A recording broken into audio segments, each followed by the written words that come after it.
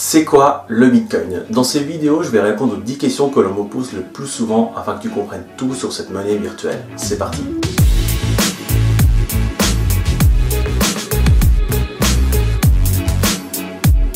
Salut, c'est Nico. Dans cette vidéo, j'ai envie de te faire découvrir le Bitcoin parce que ça fait des mois que moi je m'y intéresse et que j'ai investi un peu de mon argent. Et si tu veux, quand j'en parle autour de moi, mes amis me disent que je ne devrais pas me lancer là-dedans, que je vais perdre tout mon argent, bref, que c'est vraiment pas une bonne idée. Du coup, j'ai créé cette série de vidéos dans le but de te transmettre tout ce que je sais, afin que tu puisses te faire ta propre opinion.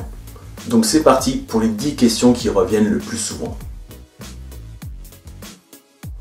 Le Bitcoin est une monnaie virtuelle, c'est-à-dire que tu ne peux pas avoir de billets ou de pièces à mettre dans ton porte-monnaie. Tout est fait en ligne. Les monnaies que tu connais, comme l'euro, le dollar ou le franc suisse, sont créées ou gérées par un État, un gouvernement ou une banque centrale. Les monnaies virtuelles, elles, sont décentralisées. Ça veut dire qu'elles ne sont liées à aucun État ou aucune banque.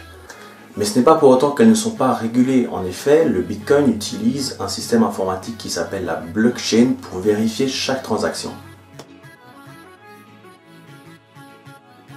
La blockchain est un registre public que tout le monde peut consulter. Chaque transaction qui a été faite depuis le début du Bitcoin y est inscrite.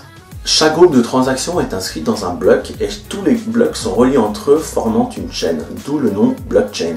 Il est important d'ajouter que chaque transaction est validée par un complexe calcul cryptographique. C'est pour ça qu'on parle de monnaie cryptographique ou de crypto-monnaie quand on parle du Bitcoin. En revanche, dans la blockchain, personne ne sait qui détient le portefeuille. Ça fait du Bitcoin un système de paiement transparent, car toutes les transactions sont inscrites dans la blockchain, mais anonyme, car personne ne sait qui a fait quelle transaction. Les avantages du Bitcoin sont que vous pouvez effectuer une transaction de particulier à particulier sans passer par un intermédiaire financier. Les frais de transaction sont donc beaucoup moins élevés. De plus, vous pouvez utiliser le Bitcoin dans le monde entier et personne n'aura droit de regard sur votre compte. Aujourd'hui, tu as la possibilité d'échanger tes bitcoins contre de l'argent réel. Il y a de plus en plus de bancomates qui s'installent un peu partout. Il y a également des sites internet qui te proposent le bitcoin comme moyen de paiement. On espère bientôt voir ça sur Amazon par exemple. La valeur du bitcoin a pris plus de 1000% en un an et ne cesse d'augmenter. C'est pourquoi il y a énormément de gens qui disent que c'est une bulle et qui va finir par exploser. Du côté des experts, il y a deux camps. Ceux qui pensent que le Bitcoin est une révolution, plus précisément la blockchain qui va représenter l'avenir de nos transactions, et ceux qui au contraire n'hésitent pas à cracher dessus du moment que le Bitcoin perd quelques pourcents et qui nous rappellent sans cesse qu'il y a déjà un système financier en place. Personnellement, je ne pense qu'aucun des deux camps n'a raison. On ne peut pas prédire l'avenir et je vois le Bitcoin comme une opportunité, une fenêtre sur ce qui nous attend. C'est la question que je comprends vraiment le moins, car quand tu reçois ton salaire, c'est pas ton patron qui va se balader une mallette à la main remplie d'argent. Il va faire un ordre numérique auprès de ta banque. Tout est numérique aujourd'hui. Satoshi Nakamoto est le pseudonyme de la personne qui a créé le Bitcoin en 2009. Mais aujourd'hui, on ne sait pas si c'est une vraie personne ou si c'est un regroupement de personnes. Si tu désires en savoir plus sur la genèse du Bitcoin, je t'invite vraiment à aller voir un excellent documentaire que j'ai vu moi-même sur Netflix, qui s'appelle Banking on the Bitcoin. Je vais te mettre le lien dans la description de la vidéo. Chaque fois qu'une transaction est effectuée, la blockchain va la vérifier. Et pour le vérifier, elle va faire tout un tas de calculs très complexes. Et ces calculs seront faits sur un ordinateur. Et cet ordinateur, ça peut être le tien, ça peut être le mien, c'est un ordinateur qui est relié au système de la blockchain. L'ordinateur qui va effectuer ces calculs sera récompensé en recevant en retour quelques bitcoins. Donc miner du bitcoin veut donc dire que l'on laisse à disposition la puissance de calcul de son ordinateur au sein du réseau. Aujourd'hui, tu peux carrément acheter des machines qui sont faites exprès pour miner du bitcoin. L'idée, c'est de les laisser tourner chez toi 24 heures sur 24 afin que ça te rapporte des bitcoins.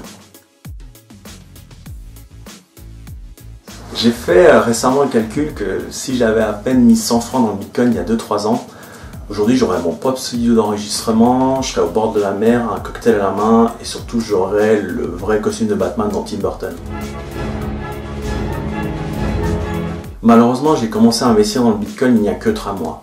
Et pourtant, je suis vraiment super content du résultat. Comme quoi il faut savoir saisir une opportunité, qui ne tente rien à rien. Il existe tout un tas de sites internet qui vous permettent d'acheter ou vendre des bitcoins. La liste est vraiment longue. Donc dans la prochaine vidéo, je vais vraiment vous détailler celle que moi j'utilise. Premièrement, je dois vous avertir que l'investissement en bitcoin est extrêmement risqué. La valeur du bitcoin ne cesse d'augmenter ou décroître de jour en jour.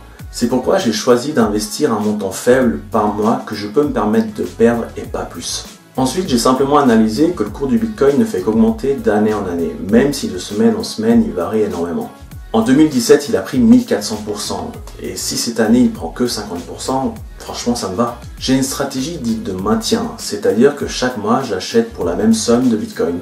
Ce qui m'intéresse, c'est la vision à long terme, minimum à 5 ans. Pour le moment, je ne fais que acheter, je ne vends pas mes bitcoins, et d'ici là, je verrai bien ce qui va se passer. Pour conclure, j'aimerais te dire que pour moi, le bitcoin est une opportunité d'investissement et non pas une monnaie d'échange, car sa valeur est beaucoup trop spéculative aujourd'hui. J'ai fait le tour des 10 questions que l'on me pose le plus souvent. Si tu en as d'autres, n'hésite pas à me les écrire en commentaire, je me ferai un plaisir d'y répondre. Je t'invite également à te renseigner de ton côté, car je ne suis pas un professionnel. J'ai simplement envie de te résumer et simplifier tout ce que je sais sur le bitcoin, car ça me passionne. Voilà, c'est la fin de cette première vidéo sur ma chaîne où je parle d'entrepreneuriat et d'indépendance financière. Si tu as aimé, n'hésite pas à t'abonner ou simplement partager cette vidéo, ça me ferait énormément plaisir. Je te dis merci et je te dis à bientôt.